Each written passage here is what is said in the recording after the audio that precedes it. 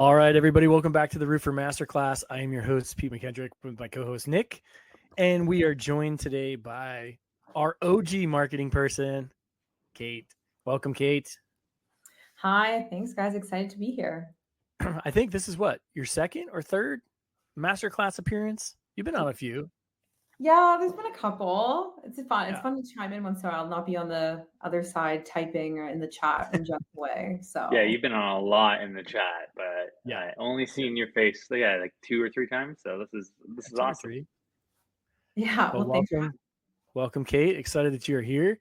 And a topic that's right up your alley today here with some marketing stuff and website best practices. So I think we've got a little bit of housekeeping to run through here with you have your deck handy there, Nick, and run through some stuff, and we'll do that, and then we'll dive into it. So welcome, everybody. Yeah. Kate, do you have that beginning of the deck? Because I don't. Oh, yeah. I have it. I wasn't sorry. Kate's got it. Kate's got it. I got the deck. Okay, let me share my screen. All righty. I threw it to the wrong person.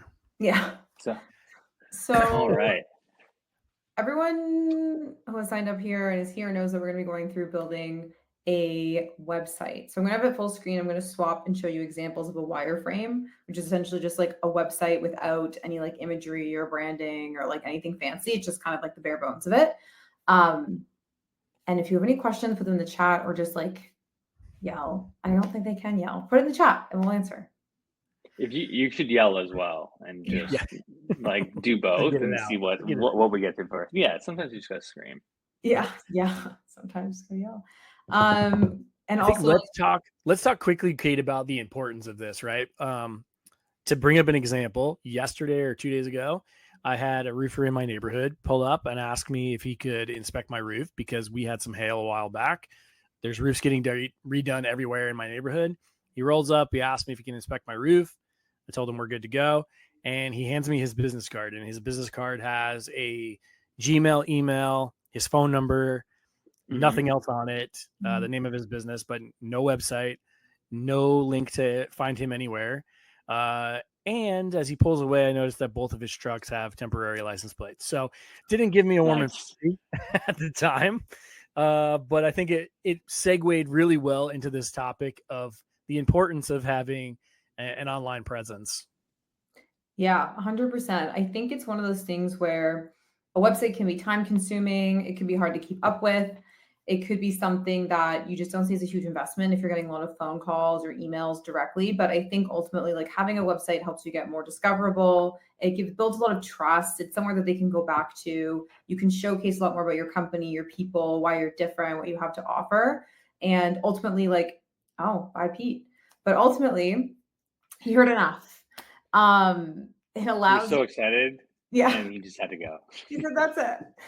It allows you to really stand out amongst your competition and many other things that we'll get into. But it's really important to have. There's so many affordable options these days that you can build yourself, or you can hire someone to do it at a pretty low cost. So it's not the expensive thing that it used to be. There's platforms like Webflow, Wix, Squarespace, WordPress, all these places that aren't a huge lift. So we're going to go through and I'm going to use a Webflow experience today. But again, if there's any questions, throw them in the chat and we'll answer as we go. And I'm just going to jump right in. Peel you back. But Nick, real quick. Pete's back. Good. Sorry, I had to get one good freeze in there to get going. Hopefully that's all. We thought it was the temporary license plates that just triggered you, and you're just like, "That's it." I was like, "I'm out. That's it." Yeah, it's all coming back. But real quick before we start, again, put your info in the chat. Ask questions away. We'll be doing Q's and A's at the end. That's a weird way of saying that. Q and A's at the end. And let us know if you have anything. We also will be giving away those socks giveaways that you guys are always looking for as well. So keep us up to date in the chat. And just a quick housekeeping. As usual, at the end, we are always looking for some valued feedback.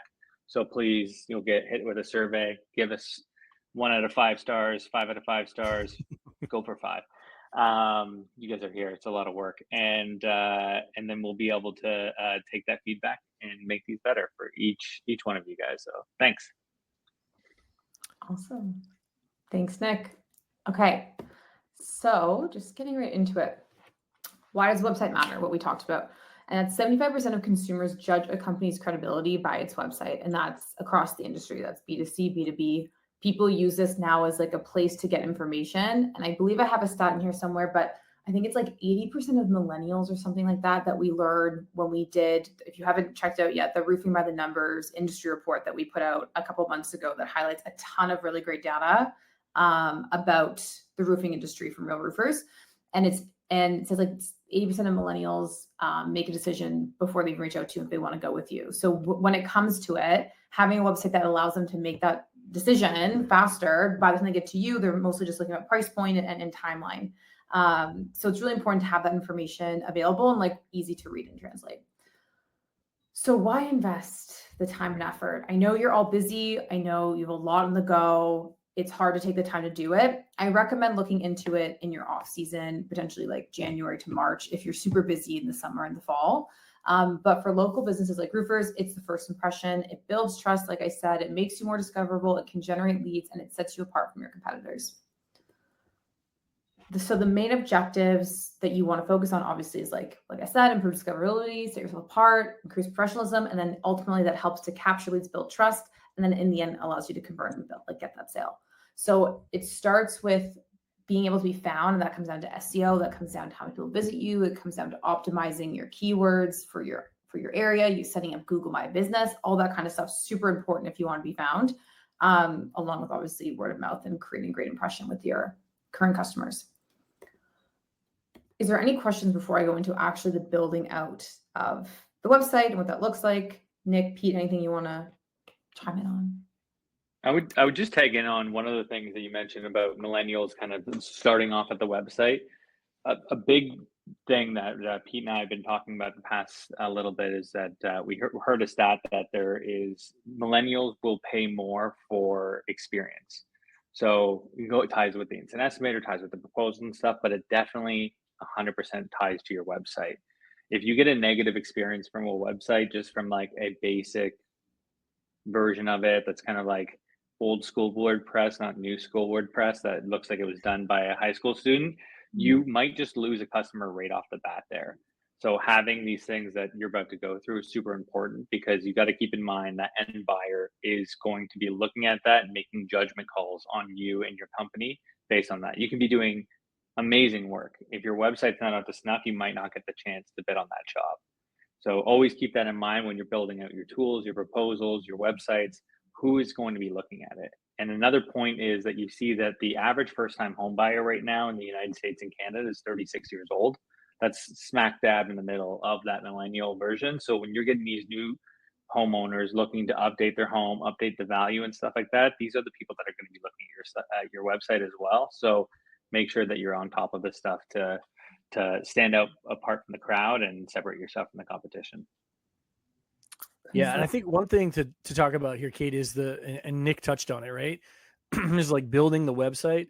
And I think the idea or the misconception is that it's difficult, that it's expensive, right? And that is not something that I can do myself, that I'm probably going to have to hire a marketing firm for. And I think with the way tools are set up now, it's much, much easier in today's day to build your own stuff, right? It doesn't have to be super complicated. But you can build a nice professional website pretty much on your own, right? I know I've done some, like we have a lacrosse program here. I built the website for it literally in like 2 days over a weekend, and just using WordPress, right? It's very plug and play now. It's very easy to use. You don't have to be super tech savvy to pull it off. And, so I think that misconception of like, oh, I'm going to have to hire, a big marketing firm and I'm going to have to pay tens of thousands of dollars to create this super crazy in-depth website just so that people can find me, is exactly that. It's a misconception, right? Yeah, 100%. Sure. I think like your biggest cost should ultimately be hosting, and you don't want to get an expensive URL. Find something that's like close to your business. If it's like, if your business name is Joe's Roofers and you have to say, get Joe's Roofers or hire Joe's Roofers or Joe's Roofers, whatever, find what's more affordable. Ultimately, like that's not going to make or break it for you. You can do this in more affordable ways, and I can help go through at the end if there's questions on like the best options for affordability and like how for building it yourself versus hiring. Happy to get into those details. Okay, So going into, and forgive me, I'm going to go back and forth. So if you guys get whiplash, let me know.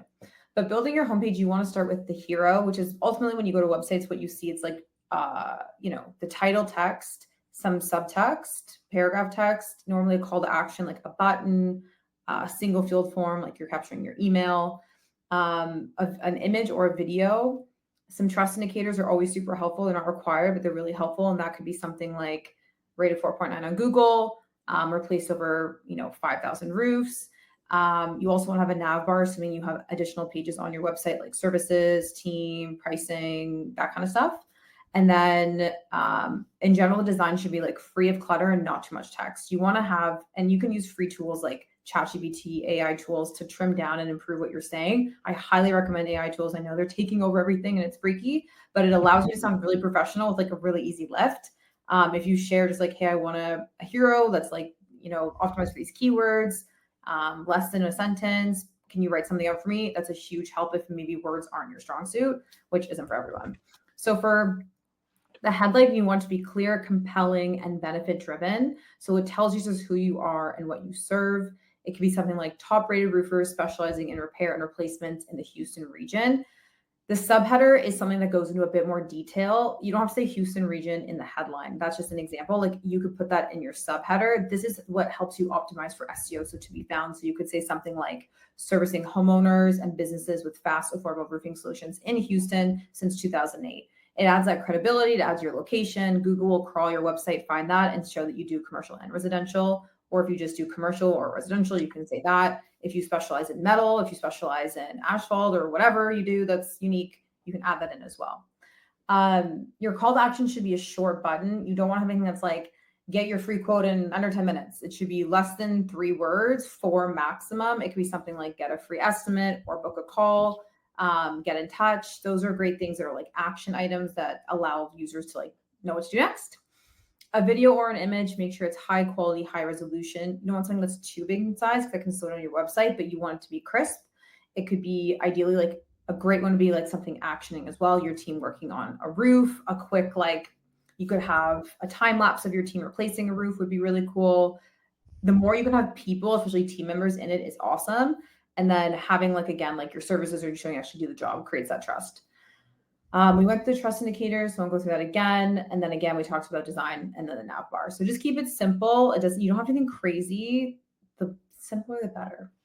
So a quick question with that. So you mentioned about having people in there. So a big like what I find is like a big misconception is a lot of people like to just show their work, and it kind of falls on deaf ears because like a roof looks like a roof to a homeowner. And is there like an algorithm or something that makes you stand out if you're showing people doing stuff and your crew or yourself? Is that something that stands out, or is it more just like perception?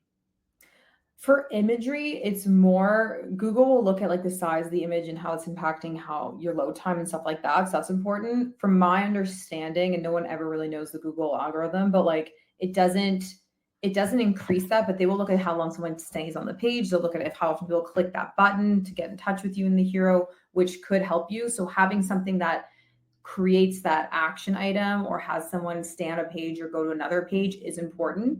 So ultimately, like you want to create trust and you want to create something that like makes someone think that you are a reliable roofer to do an action that Google will then tell. Cool. Awesome. What do you think, Kate, about multiple calls to action on a front page? That's a great question. I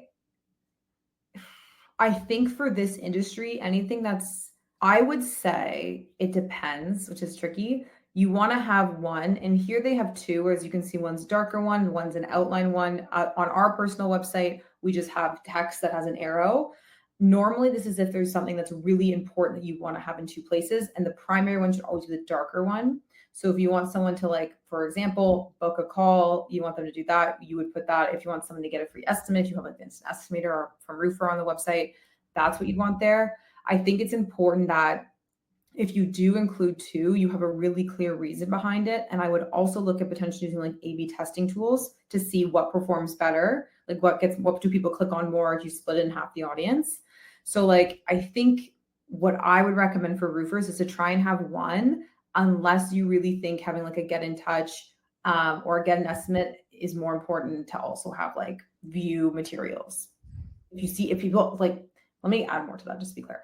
If you get a lot of people going to like your materials or services page, then it might make sense to have that. But if those aren't popular pages and you normally get a lot of people converting from just your get a free estimate or contact us, I would just stick to the one. Sounds good. This is just an example of what you could do. This doesn't have any of the trust indicators. You could have something smaller. If you go to like the Roofr website, as you can see, what we have is like, oops, we have a slider, we have our H1, we have our paragraph H2, we have an email capture, start for free, short actionable text.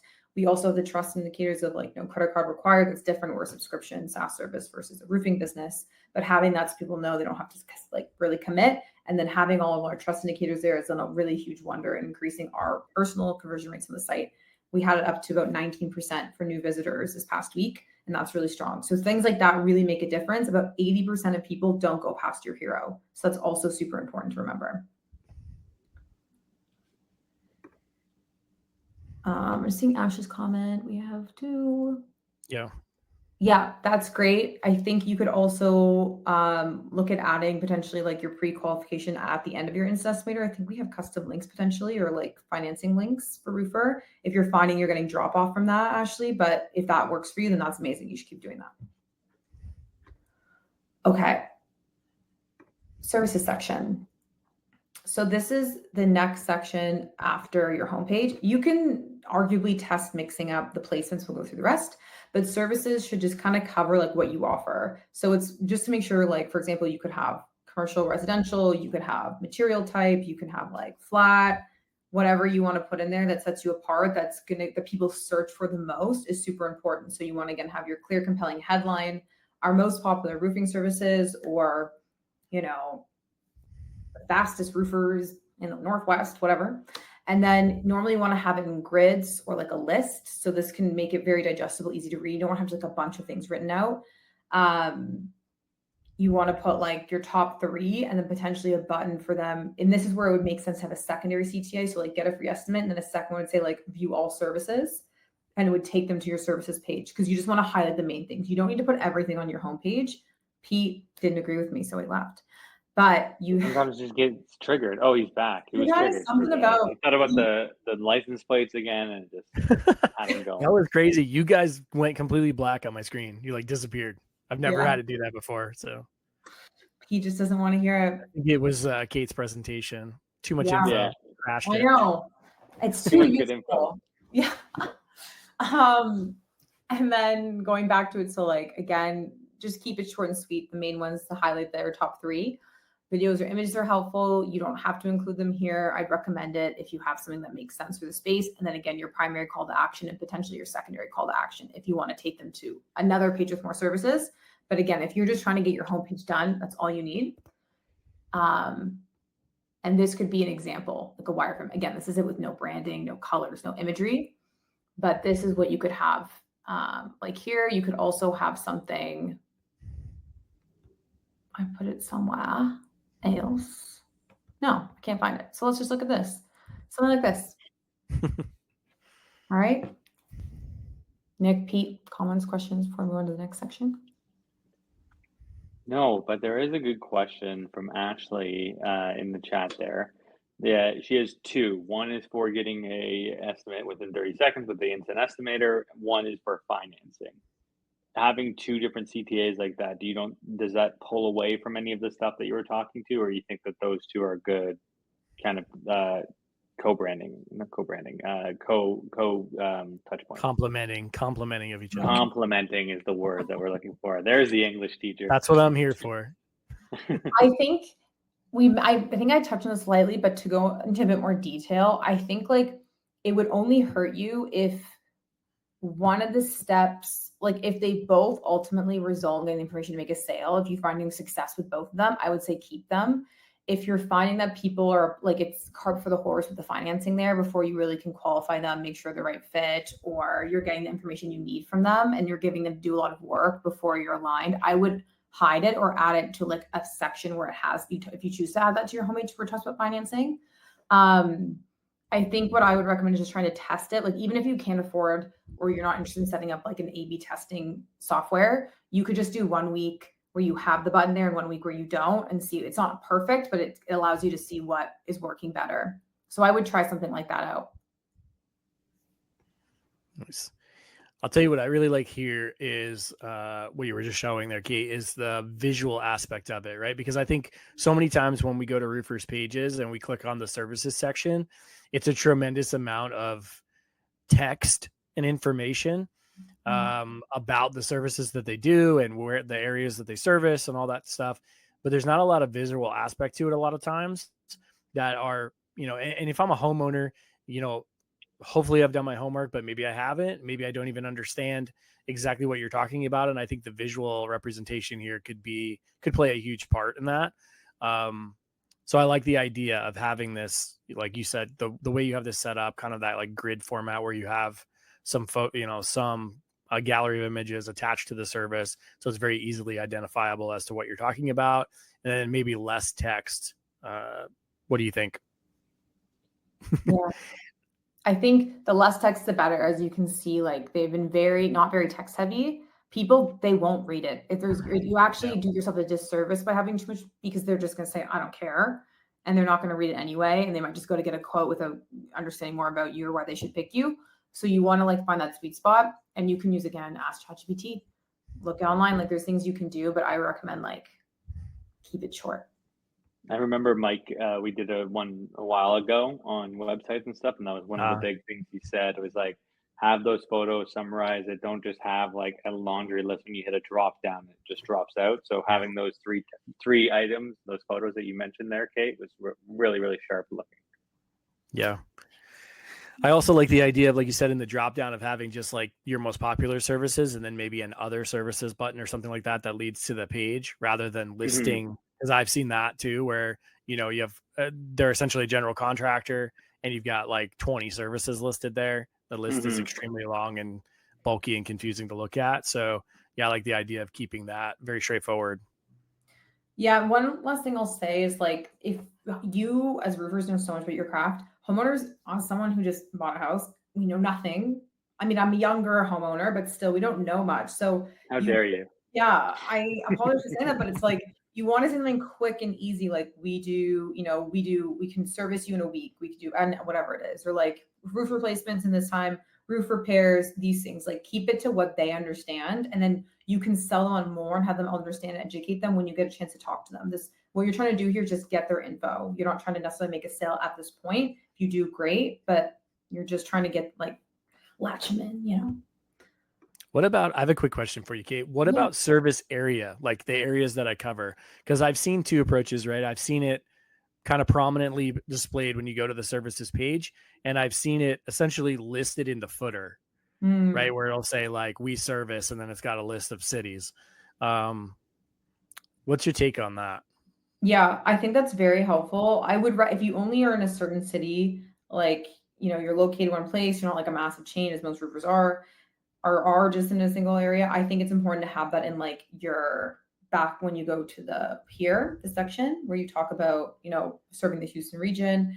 Also in your footer, which would be down here, you could add your address, like your contact information. Again, it's not included here, but I'd recommend that, and your address. And if you want to have a section, this is optional at the bottom, near the bottom, I would say probably even after Get in Touch, you can have a map that shows where you service, just to like really drive that home. If you're getting, especially it's important to have it if you get a lot of leads from like outside the area, then I would look at finding ways to be more clear. Shout out to Avery from our design team. We love maps. Avery and I love maps. Maps are nice. Maps are great. Once you get to this section, so the free estimate section, again, we talk about moving things around. This would be a great section, assuming you use like something like the Roofr Instant Estimator, where you can, after you have the hero, after you have the services, you can plug this in. You could also do this and move up reviews, because reviews are ultimately what help. You can also have like a quick review like we do on our website under the hero, where it says like someone's testimonial. But this section is super important. So again, going back to the benefit driven headline, a short paragraph about what it does, what the steps they'd have to take, and a high level, like tell us what your current roof details, what services you're looking for, and contact information, and we'll give you a free instant roof estimate. It makes it very clear, also some great keywords in there, what they're actually, what the point of the free estimate is, and that they're going to get one right away. There's so many websites. I don't know if anyone else tried this, not even for roofing, but where you get the free estimate or the free info, and then they actually send you an email, and you're just like, I just wanted it on the page. I don't want to do that. So highlighting that they'll get it instantly is really important. And then having a video or image, I've seen people like roofers actually embed our instant estimator into their website. That's a great option. But having like an image of, you know, what it would look like or an estimate, that's awesome. And then again, your primary CTA, which should get a free estimate. So that can look like something like this. The benefits, you can have free things like finish it in seconds. We'll reach out to you within 24 hours. It's also helpful for them to know how long it will take for them to hear back from you once they submit that. And something about like, we won't spam you, we won't call you, we'll leave you a voicemail, or we'll call you twice. And if not, we'll leave you alone. Just something that highlights like you're not going to spam them. I think a lot of people are really hesitant to give out information because they don't want all those calls. So something that really sets you apart of like, hey, we're just trying to like help you get this info for you. It's an accurate estimate. We aren't going to spam you. You'll get it right away is all really helpful info to have here.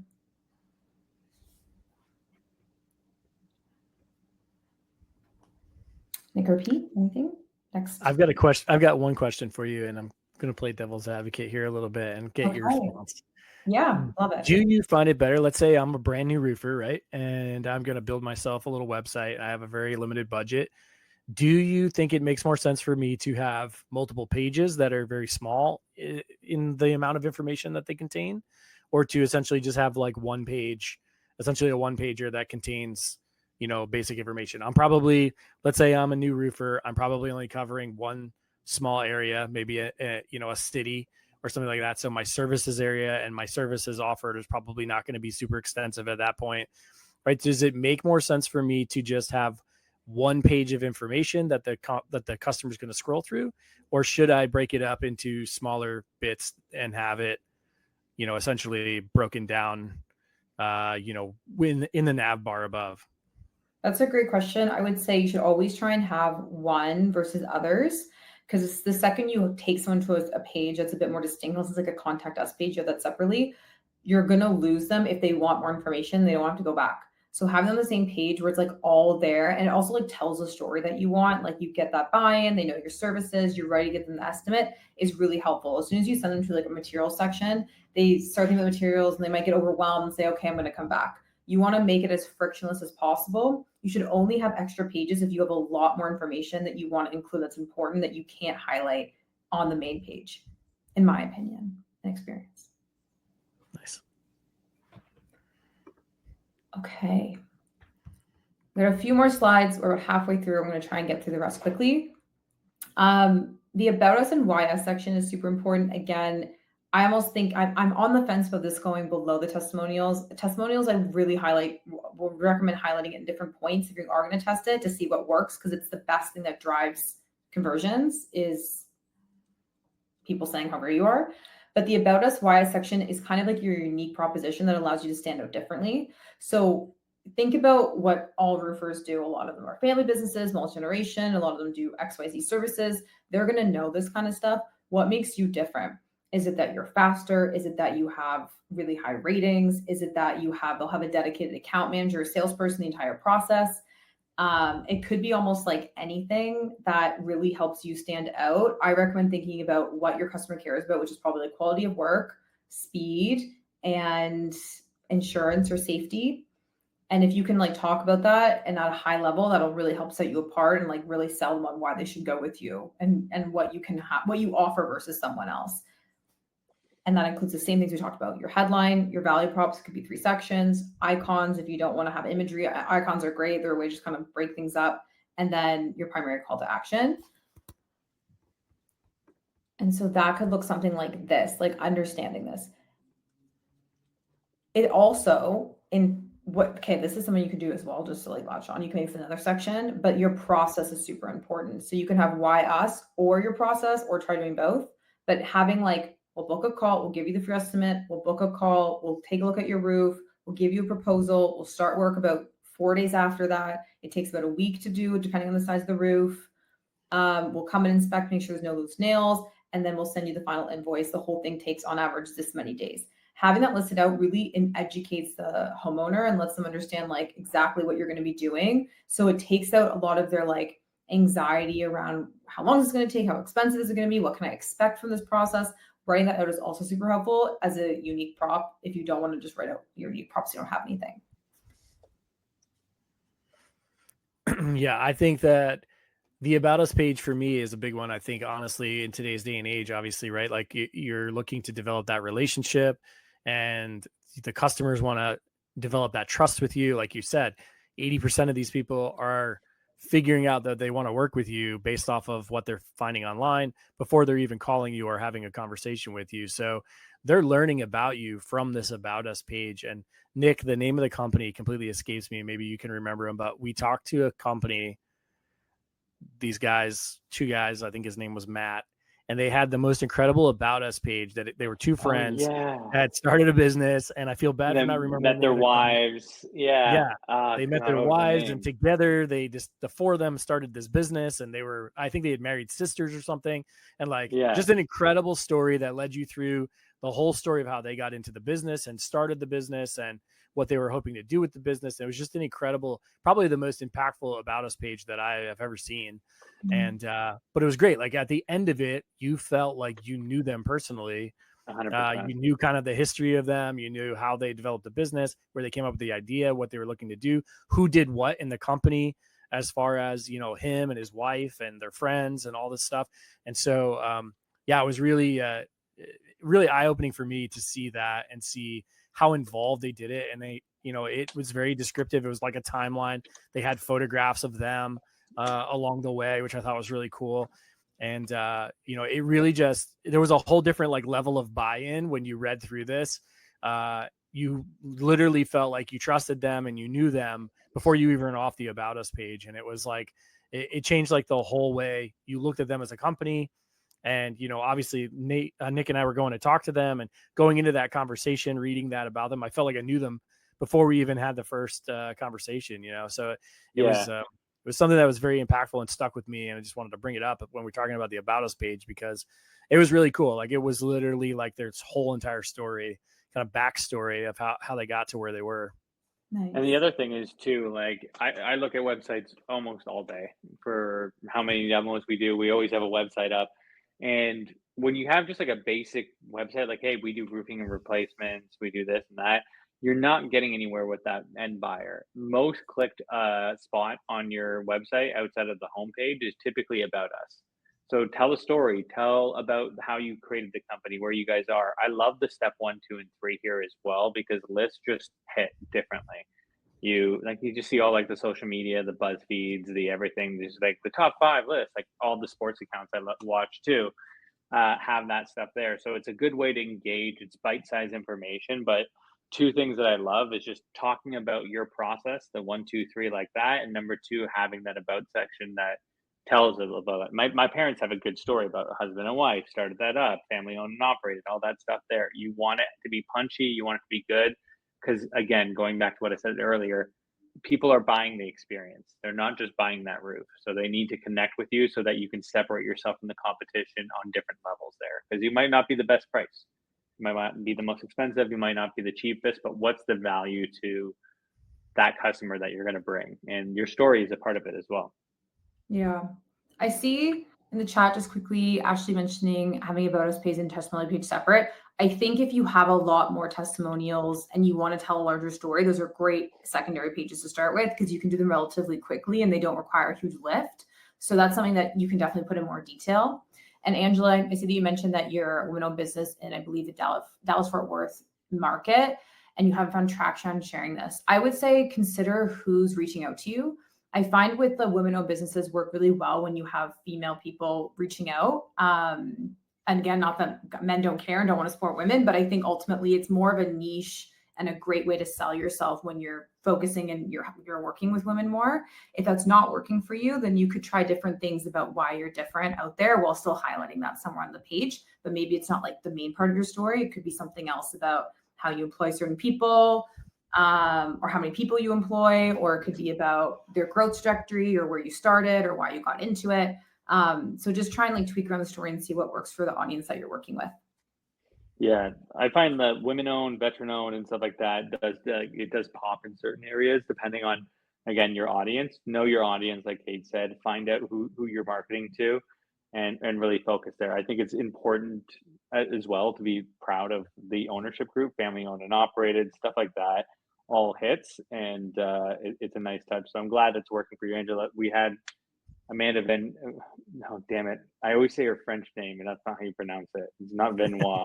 It's Venoit is the proper way I for say her to say it? V-Not. V-Not's the V-Not. Jersey. V-Not's the Okay. Jersey I pronunciation. need to learn the Jersey, the dirty Jersey. It's probably not how version you of it. say it, but that's how we say it in Jersey, right?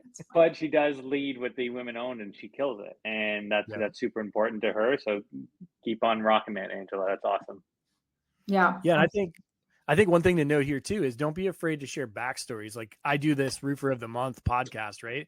And I talk to all these roofers that are fairly new in business, in the first couple of years of business, and their backstories are so colorful, right? Some of them have had incredible careers doing other things beforehand. Some of them got into it in the most, unique ways. And I think it's it would be very important. It would set a lot of them apart if they showcased how they got into roofing. Because it speaks to their, to the diversity of their skills and the things that they've done beforehand. And, I think that it's not leveraged enough, that most roofers have a fairly colorful background, right? Yeah, absolutely. Very colorful. Colorful. It's a good, that's the most politically correct way to put it, I guess. Yeah. Okay. Moving on to the next section. This one's optional, but your project or gallery section, same thing, headline, short paragraph, and then just some images of the job. This just helps create trust with people. Like they've seen you actually do the job, they've seen you on the roof, they've seen you done great work. It really just like instills that like, you know what you're doing. I highly recommend, even if you're not an owner who goes to every job, just get someone on your team to snap a couple shots that you can use. It takes a couple seconds and it's super helpful for creating and building that trust. I'm going to like merge this with the review testimonial section when I go back to it, I don't know how much time we have left, but just being harsh on time.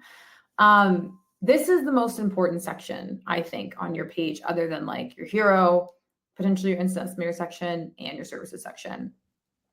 So the testimonial section, you want to take them from Google.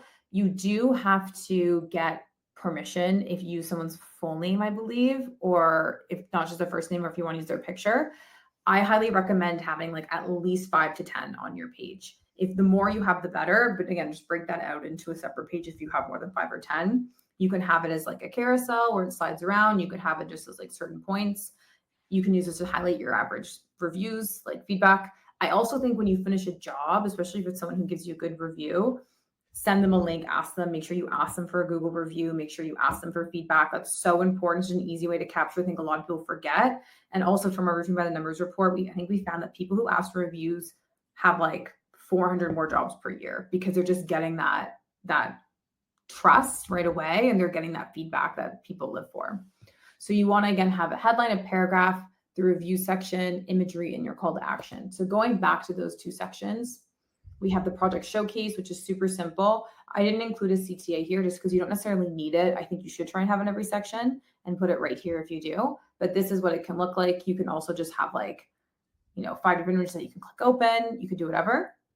And this is an example of like reviews. Having like the 5 stars is really important as well, assuming these people all left 5 stars, because it just like reinforces in their mind like 5 star, 5 star, 5 star. If they don't want to read everything, at least they're seeing visually that they left you a lot of 5-star reviews.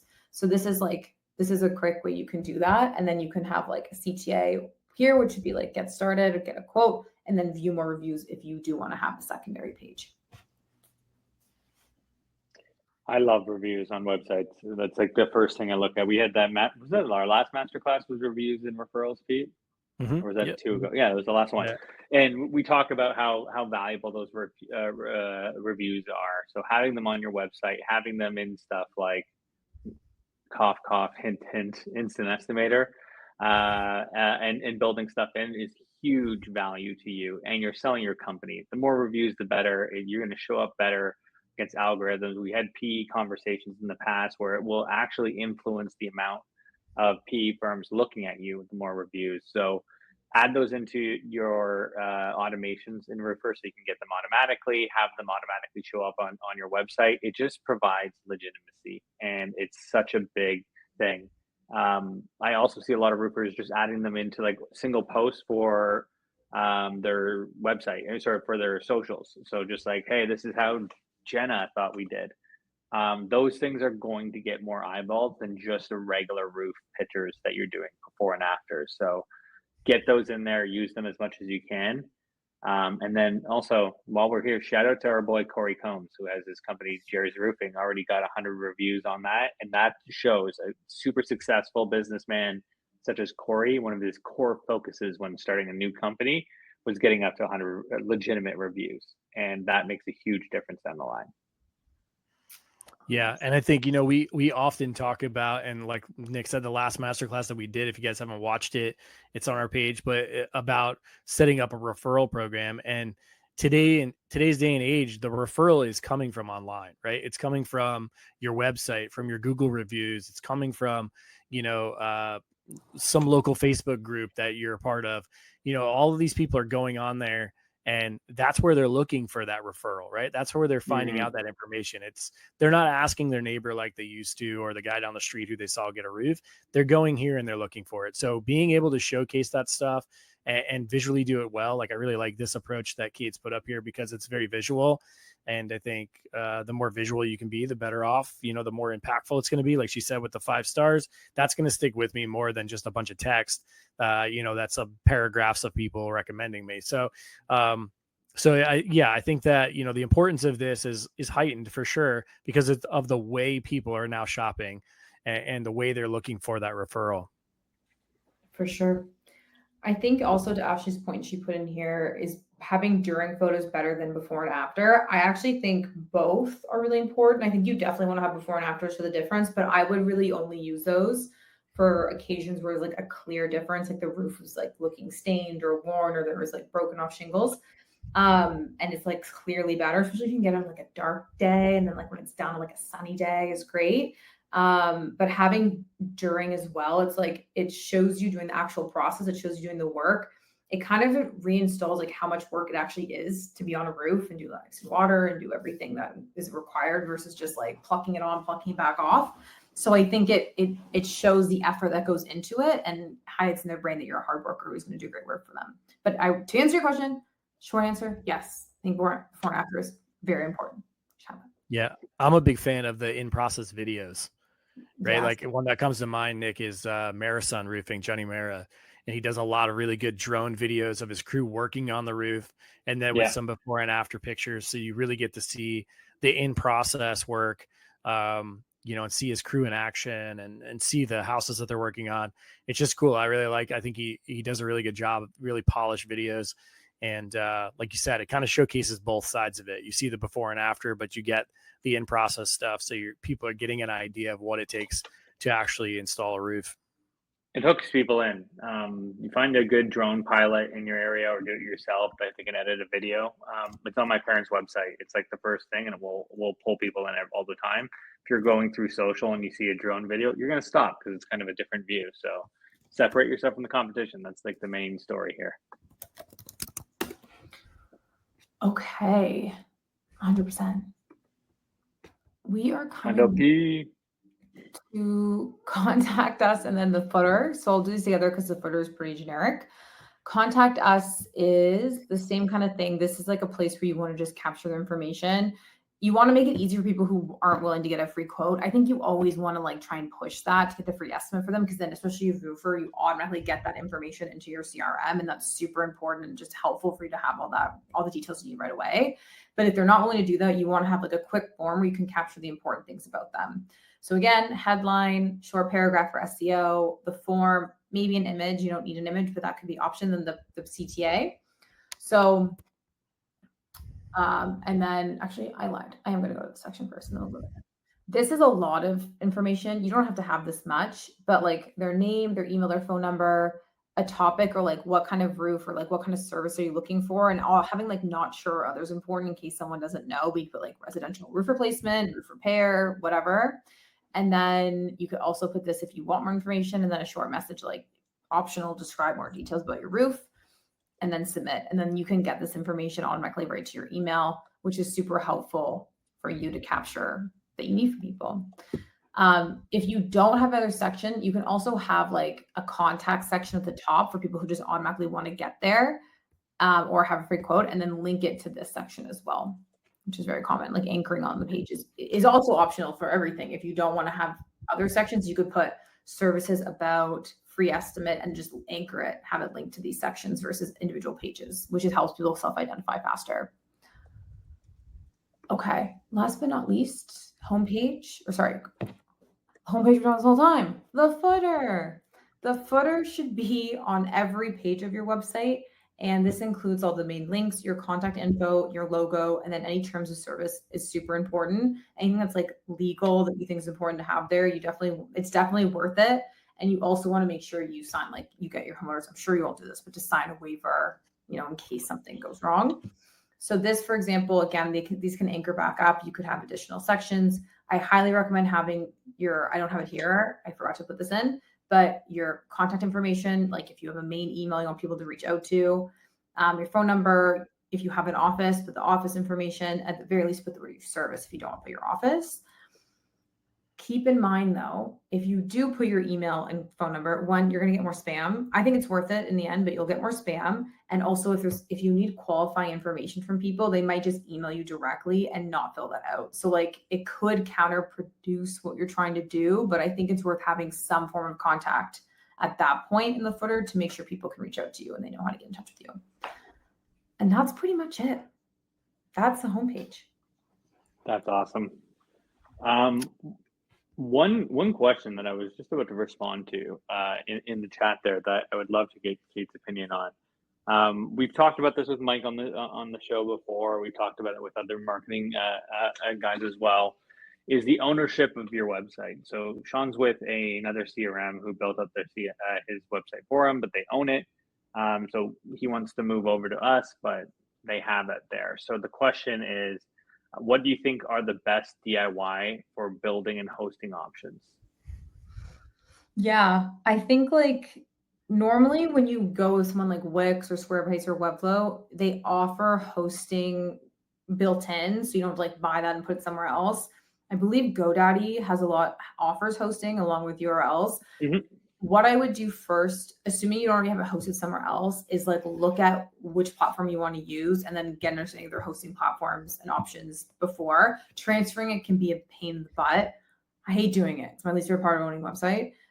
It takes a long time. There's a lot of stuff, they don't like keys you have to fill in. So make sure you know how to do that before you buy a plan or lock into somewhere for a year.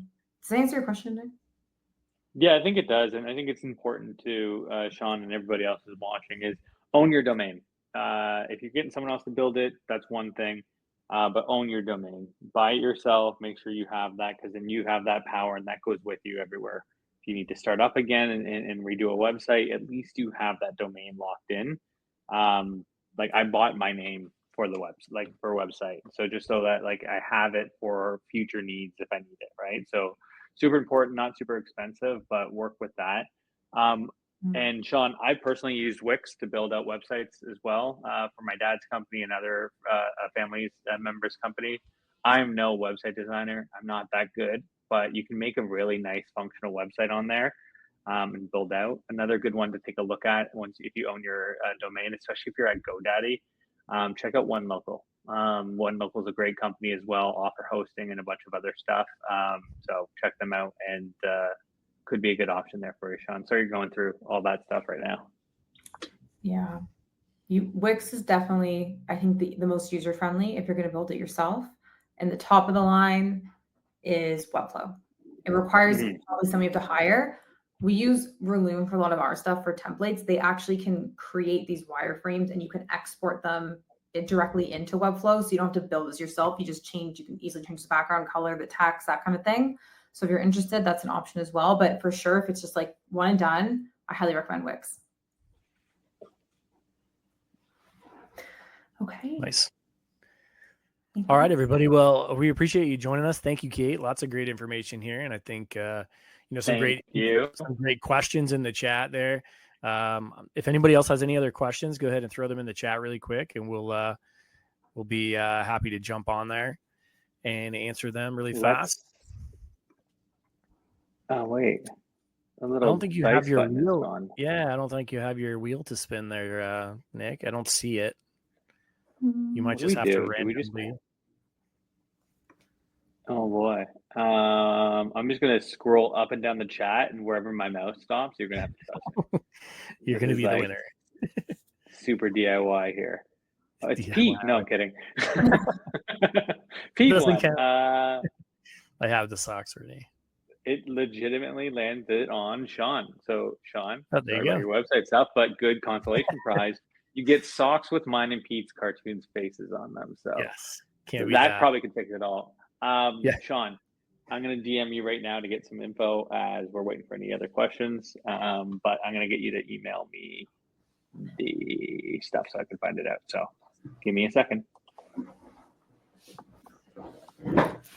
Angela, the answer to that, the best place to go is to the resources section on our website. We have everything there, from blogs to help articles to, I believe, the Roofr Academy is on there now. So any help that you guys need with Roofr itself, along with the master classes that Nick and I have done and the podcast showcasing our Roofr of the month. I think we've done almost a year's worth of those now. So we have, I think, yeah, we're getting maybe yeah. just over it. Yeah, we might even be just over a year. So we've got a good bit of them on there, and a great mix of contractors that we've showcased on there. Some fairly new, some fairly established, with some great stories. And everybody's got their own little take on things and their own good gold nuggets that they've figured out. So they're definitely worth a listen if you haven't jumped on there and listened to them. And they try to keep them short, so they're like maybe 30 minutes. So you guys can jump on there and listen to a couple, and it doesn't take that long. So definitely check those out. Like I said, they're on our website, and I believe on YouTube as well, maybe. Yeah, I'm I not think sure. they are. I know we host the podcast on all of the podcast stuff, right? Spotify and all that. I think you can find it. Yeah, but I believe they're on YouTube as well. So also check out roofr.com/implementation. There's daily education sessions on there, more hyper-specific versions of these, where they're just dealing with automations, just dealing with proposals, and you can have a bunch of other people in there, kind of like have a team learning atmosphere. We have the Roofr Academy on there as well. So a lot of good stuff that comes with your plan. So a lot of different ways to kind of open up that combo a little bit more. For sure. Awesome. Thank you, Kate. Another great masterclass. Thanks for joining us. And we thank you, everybody, for joining us on the masterclass today. Hopefully you guys got some good stuff out of it. As always, if you need anything, feel free to reach out to Nick or myself. He's Nick@roofr.com. I'm Pete@roofr.com. Probably the two easiest emails to remember in the whole company. And hit us up, let us know. And like Nick said, be sure to answer that survey at the end so we can continue to improve these. And we will see you all next time on the Roofr Masterclass. Thank you, everybody. See you all. Thanks, Kate. Bye. Thanks, everyone.